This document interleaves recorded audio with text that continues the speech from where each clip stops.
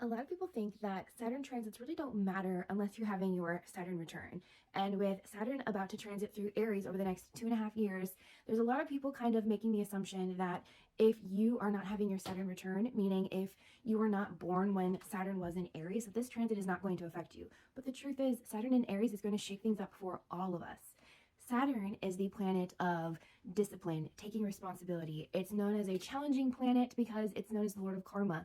It's a planet that's associated with a lot of energy that's related to authority figures and that fatherly, tough love energy. So Saturn comes in and it forces us to really clear up and take responsibility in our lives. And it also forces us to mature and grow.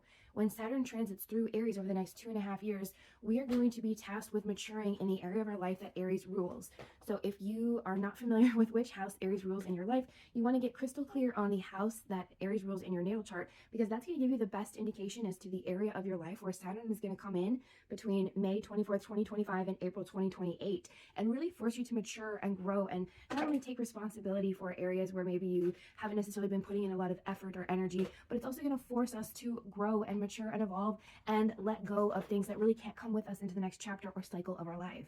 Now, if you were born when Aries was in or when Saturn was in Aries, you're having your Saturn return, and you might be having your first Saturn return around age 30, you might be having your second Saturn return around age 60, or perhaps you're having your third Saturn return around age 90. This is going to be a little bit of a different experience for you.